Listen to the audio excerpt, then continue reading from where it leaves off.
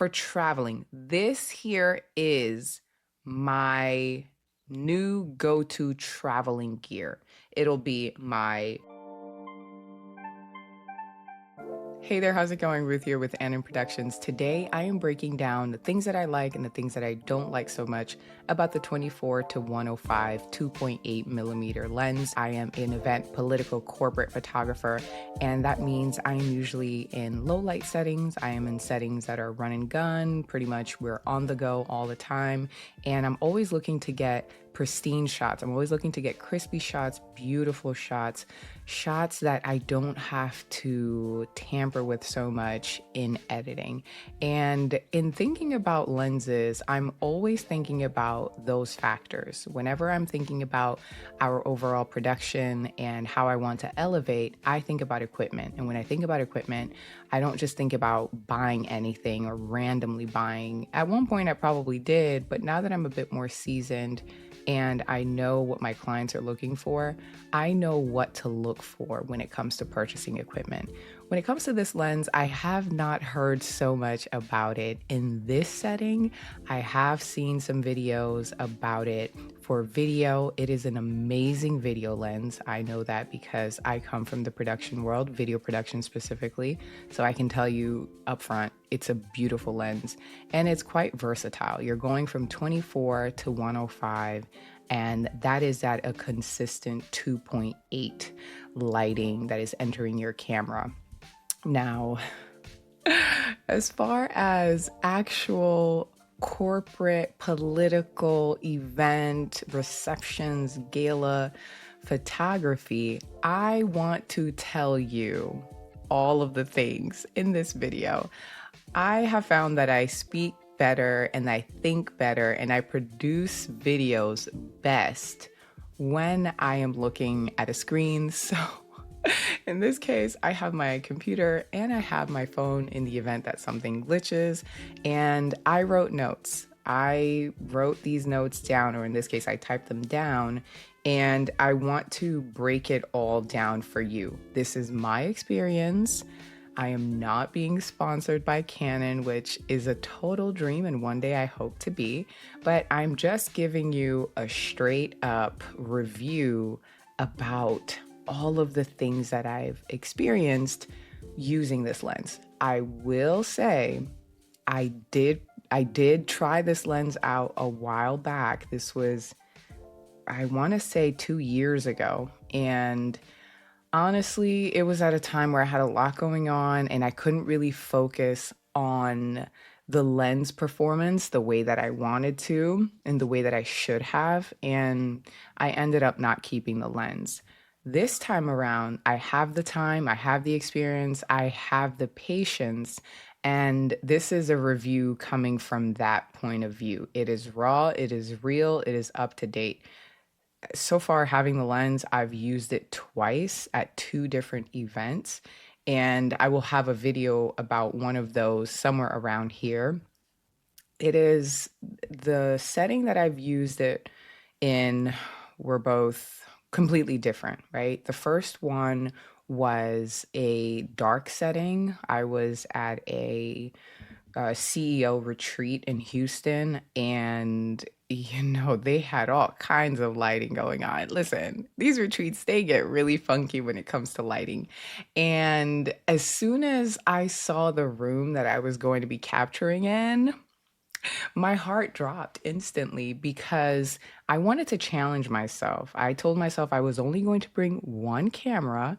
I ended up bringing two because we're not making rookie moves here, okay? Like, I'm not a rookie. No offense to the rookies out there, but I still brought my two cameras, okay? But I primarily wanted to only use my R5 Mark II. I brought my R5 as well. And I only brought the 24 to 105 and a backup, which was my 85 millimeter. Now, let me tell you something. I'm never making that mistake ever again. I should have brought my 70 to 200 2.8.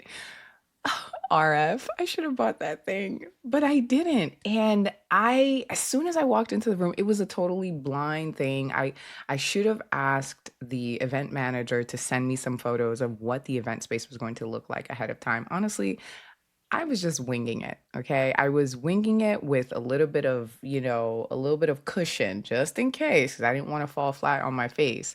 And I just kept thinking, okay, I know that I can get away with lighting, right? Even though this room is dark, and I'm not a photographer that is out here talking about, I can shoot 4.5 and above or below, whichever way you see it, and I could get away with it. I'm like, good for you. That's not my life. That's not what I like to do. That's not what I care for. I love my 2.8s. I love my 1.8s, my 1.2s, my 1.4s, my 2.0s. Like, that's me. I know myself. I know what I provide, and that's what I'm cool with. And I wasn't worried about the lighting. What concerned me, which is what I've been asking other professionals in Facebook groups and in real life settings, it was the distance. It was the distance, y'all. Even with my 1.6 crop, uh-uh, uh-uh, this lens is not gonna cut it. I normally capture with my 70 to 200, and I can be pretty far away. And when I go in with my 1.6 crop, if you don't know what that is, let me know in the comments. I will gladly make a video about that. And because I have a 45 megapixel camera, again, it's my choice. I know a lot of people will say, well, you could do it with a 24. Good for you. You can. Good luck with that. I know what I like. I'm going to stick to it. I'm able to do a 1.6 crop, and my images still look really good. Great at times, depending on the lighting and depending on the settings. And I was like, okay, no. I began to spiral. I immediately, instantly was spiraling because I knew I was going to actually have to work overtime. And listen, I was looking up I was looking up the quickest shipment that I could get for a 70 to 200. And because I was going to be there for 4 days, I was like, listen, I need a lens like yesterday. Unfortunately, by the time I realized I was going to need a lens, no one was going to ship it to me in time.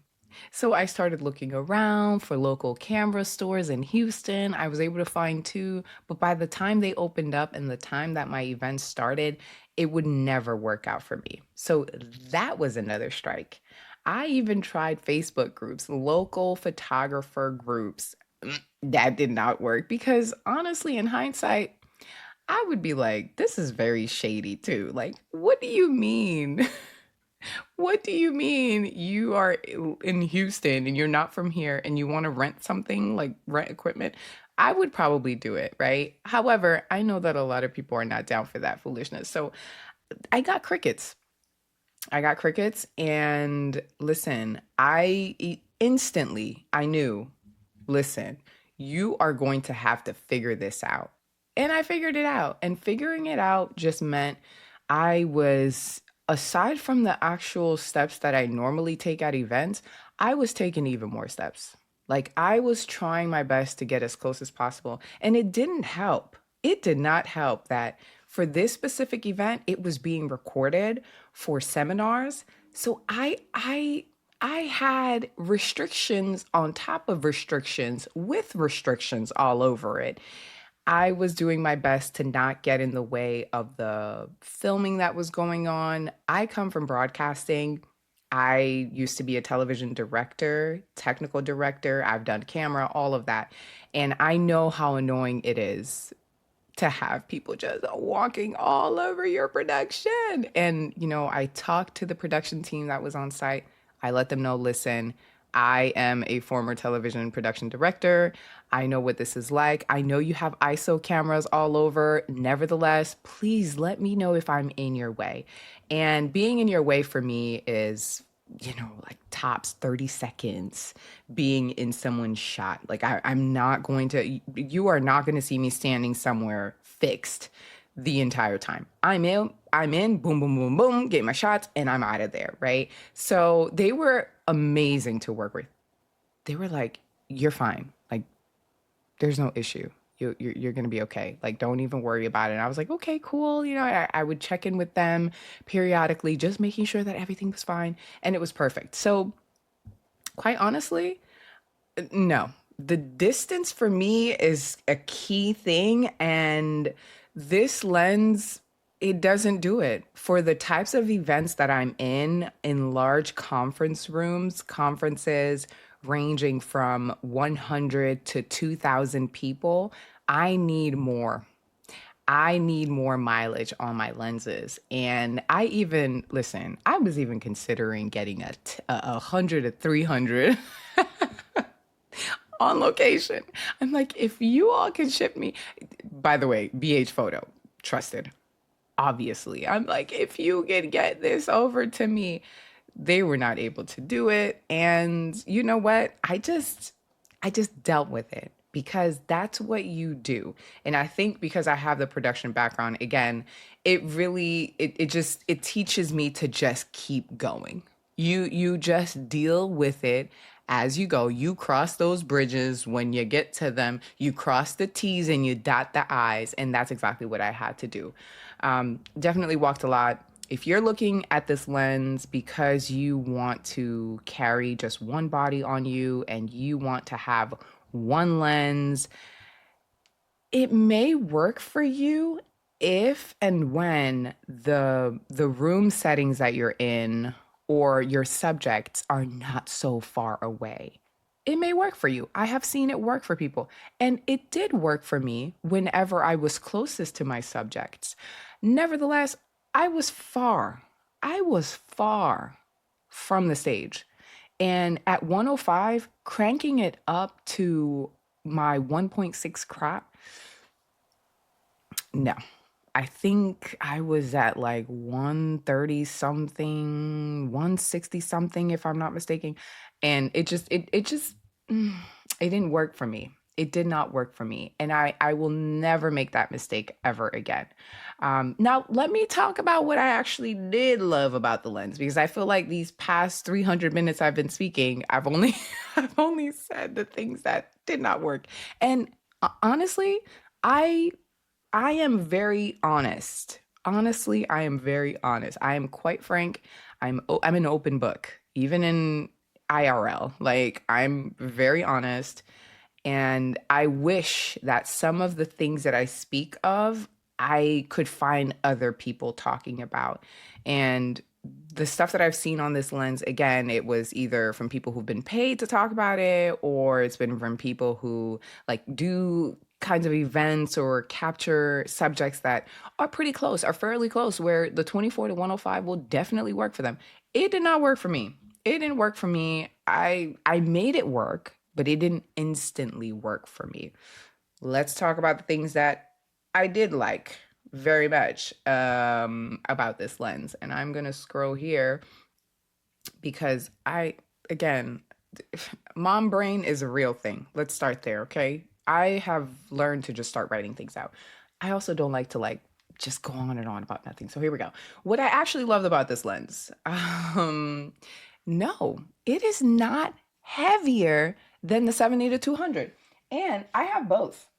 I've got both of these. Like, I'm used to this on the daily basis. Like, I'm used to my 70 to 200 on my R5 Mark II. And this is probably like one, two feathers. I don't know if anyone has ever measured in feathers, but one, two feathers less than the 70 to 200.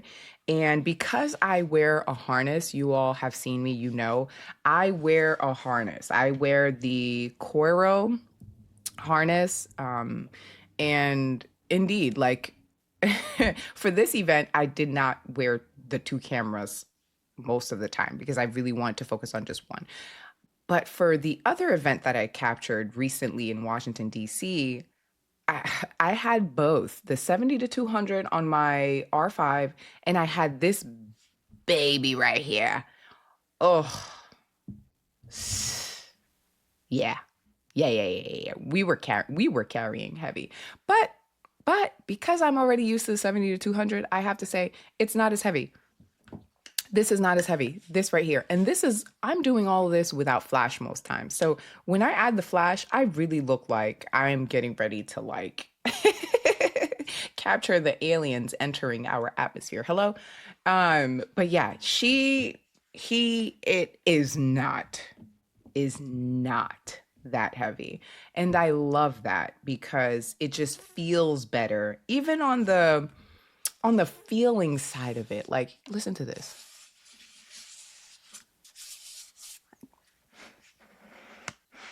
And this brings me to the other thing here. Okay. The zoom. We're not moving. Do you see that? We're not going anywhere, guys. Like, we're here. And that to me is so cool. I wish the 70 to 200 did that. I don't know if the most recent one does it because I think there has been an upgrade. I have been eyeing it, but right now it's not a must.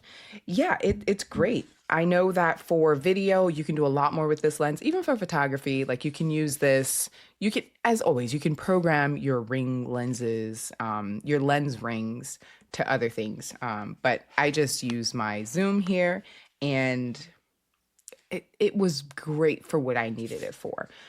The other thing about this lens, baby is sharp. Baby is sharp through and through. It takes in light beautifully. And for what I do, I need that. I absolutely need it. I don't need to try to compensate, overcompensate. I don't need to do it in post. I need to do it straight out of my camera.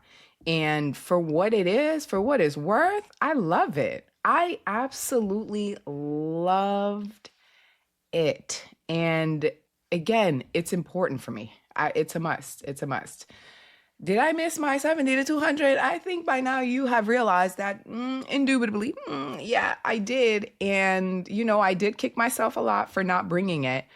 Nevertheless, this lens, it gets the job done. And as for the images that I provide to my clients, it serves its purpose. They like it. And moving forward, I do believe I will keep the lens. I believe that I'm going to be keeping this lens. And if I were to rate it, if I were to rate this camera, I'm sorry, this lens, I would give it a really strong 7.5. And hear me out, hear me out, hear me out. The 7.5 is because I need that extra mileage. Yeah. I need the mileage that the 70 to 200 is giving because, again, even at 200, I'm cropping. So if I'm cropping, that means we are getting even more range. And we love range.